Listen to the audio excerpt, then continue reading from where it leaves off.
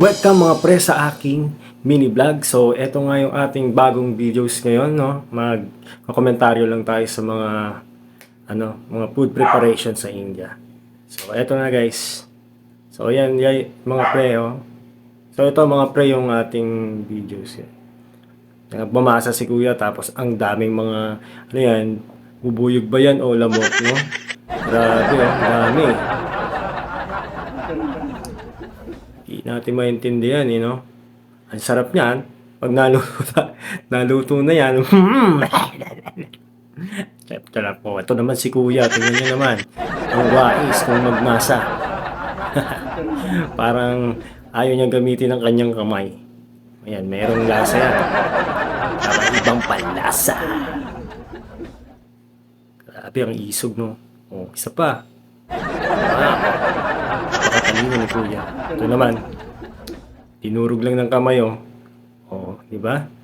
Tapos yan, gagawin niyan is halu-haluin. Oh, mekos-mekos na. Oh, yan.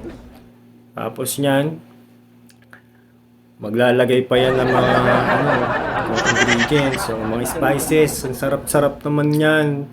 Napakadami nilang nilalagay na spices, no?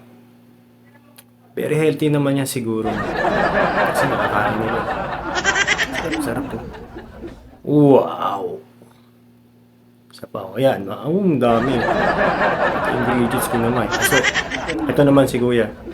So, ayan. Ilinisin niya ni kuya yung mga nalaglag na ingredients. Tapos, nilagay na yun sa bowl.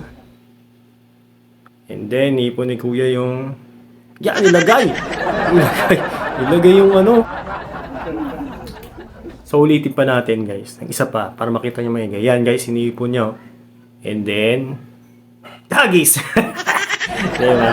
Napakalinis. So, ito naman si kuya. Tingnan nyo na maigi, mga pre. So, parang inihian niya, tapos nilagay dun sa ginagawa niya palamig. Very healthy! Yun lang, guys. Maraming salamat sa inyong panonood. Don't skip the videos. Thank you. And keep on watching on my videos. Thank you very much. See you next time.